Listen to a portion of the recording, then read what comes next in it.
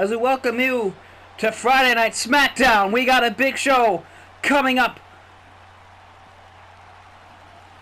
I'd like to make a little bit of an announcement. Just made it on Instagram not too long ago. Just before the show.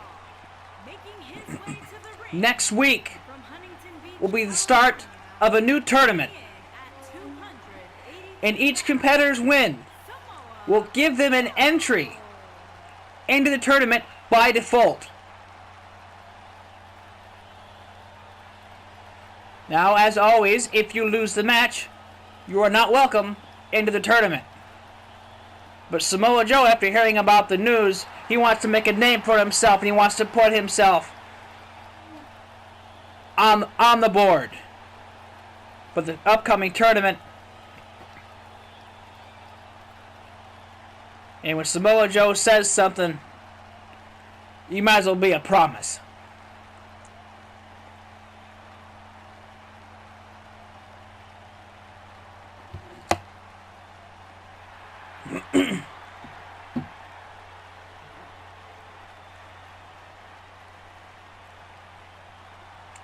And as Randy Orton makes his way to the ring as Samoa Joe's opponent, which one of these two superstars are moving on to the tournament?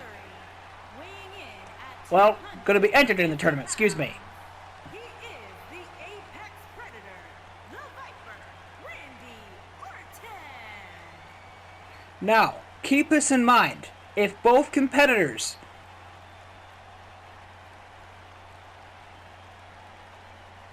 enter the count of 10, as in ring out, neither competitor will move on or move as an entry into the tournament.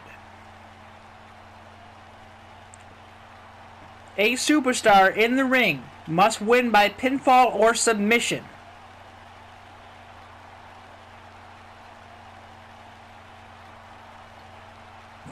So to better explain the match rules and entry rules, as I should say, follow as a title match.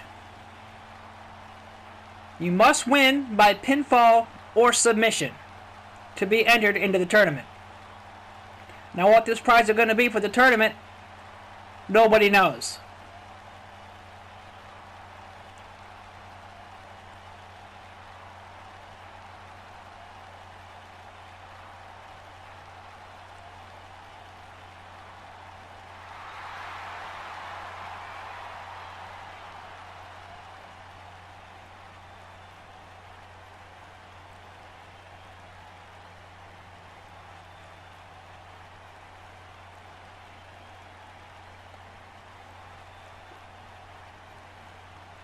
And here we go.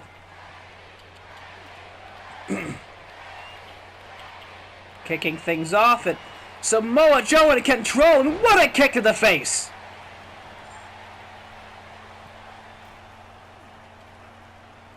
It's going up top into a diving senton.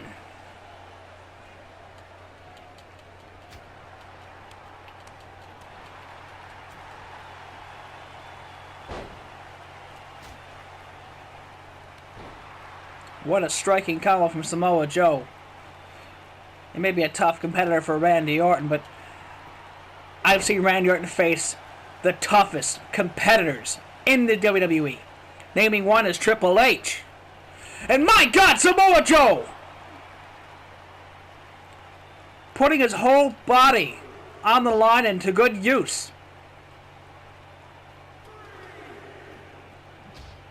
Randy Orton having issues keeping it offense.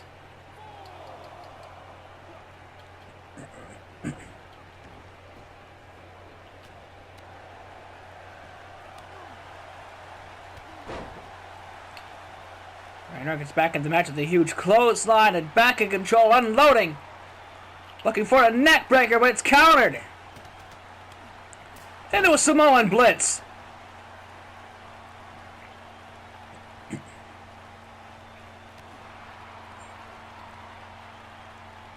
It doesn't look like Randy Orton's going to survive this match against Samoa Joe because Joe's going to kill you.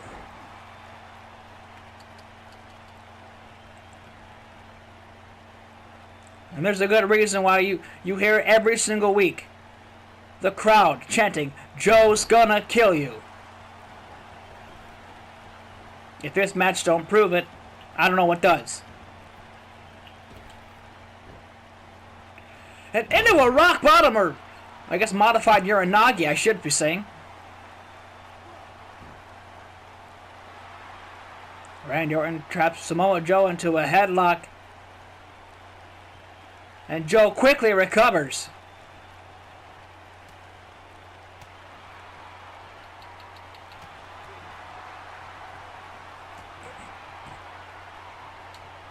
Wasting little time to go for that huge Uranagi.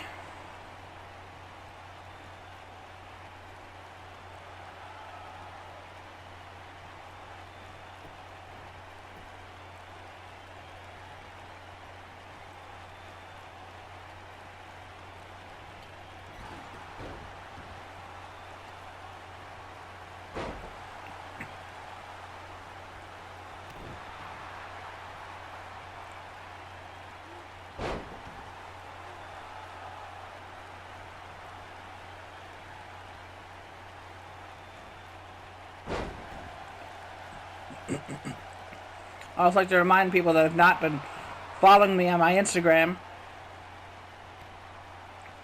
that was just announced after Monday's Raw. Brock Lesnar was not happy with the Fury Fighters using Paul Heyman as their advocate / manager. He wants to prove a point.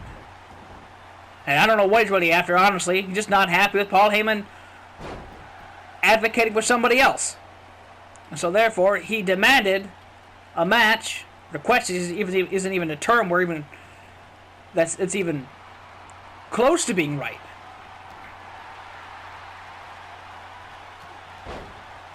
But Brock Lesnar wanted a match against the Fury Fighters, and in the main event tonight, we're going to see a handicap match against Brock Lesnar and the Fury Fighters.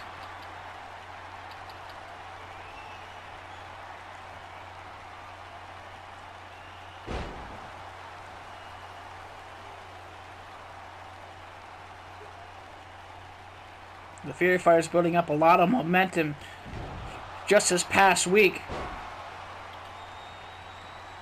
I don't know who's going to come out the victor. Brock Lesnar is just a beast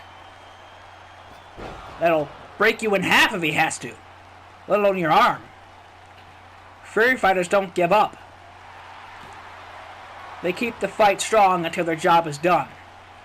So both the Fury Fighters and Brock Lesnar have the same goal, same idea, same plan. The question is, which one's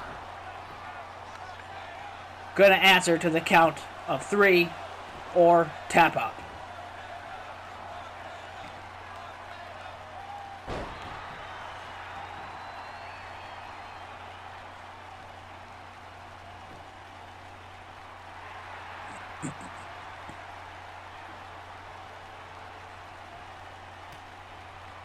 As Randy Orton had a little bit momentum in this match. And wait a minute. Samoa Joe not giving him any chance to breathe, quickly lifting him up into the Muscle Buster.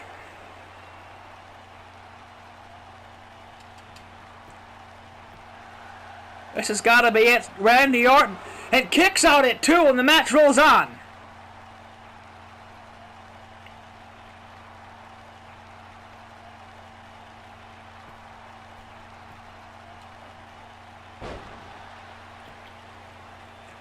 Samoa Joe didn't get the right distance, but he had the right idea.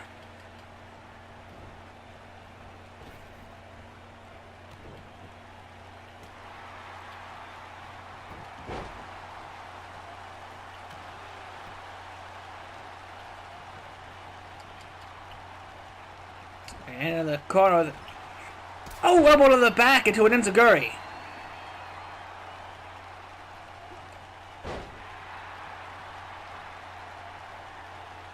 Samoa Joe is not letting up, but now there's Randy Orton. If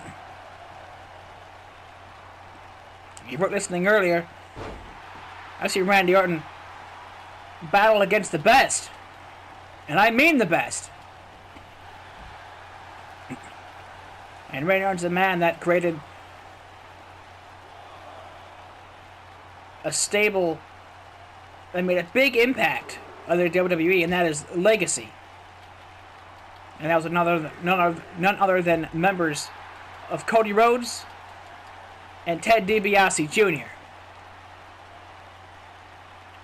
That went on, that legacy, pun intended, went to go on for almost 2 years. But if you want to talk nostalgia and go backwards, let's go back to Randy Orton when he first was making his debut as a young talent. Starting off from being cocky backstage to joining Evolution, which later would give him a big name in the company, and later becoming the Legend Killer. You're taking out big names like Sergeant Slaughter, Hulk Hogan, and so much more. Mick Foley.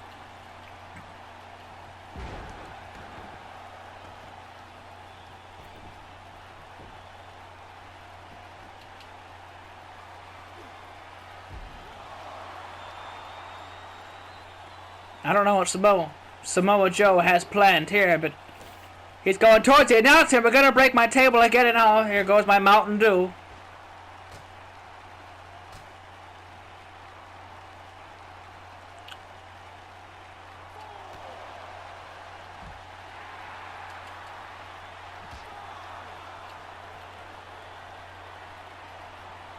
Put him up at the announce table.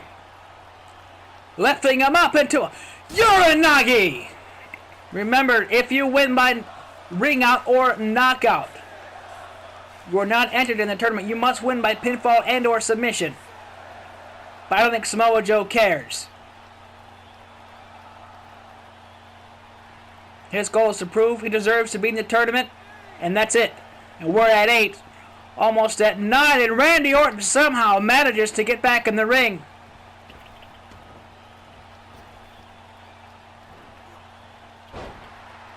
Yeah, it's something in mind, but Randy Orton stopped the bleeding.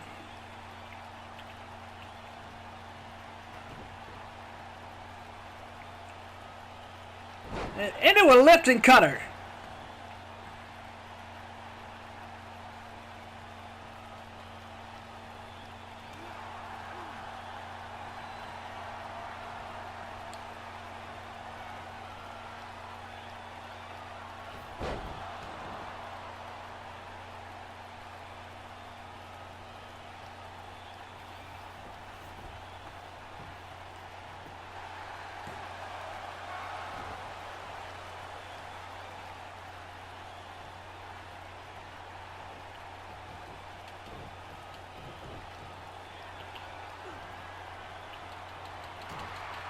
And here we go, Coquina Clutch! Coquina Clutch! This has got to be the end of the match!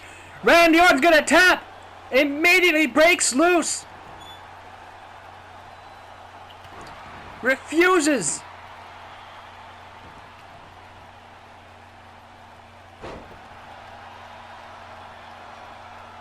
Well, Randy Orton is just ruthless.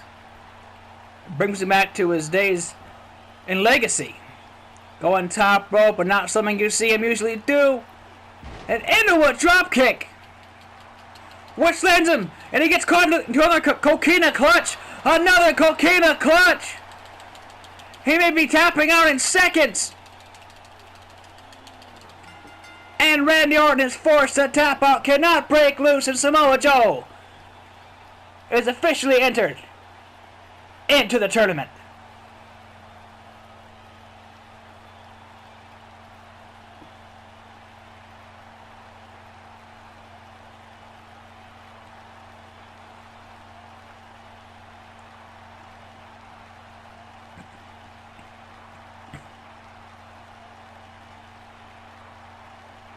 Now, I can tell you this, Matt, this much. I've seen Samoa Joe in a lot of matches.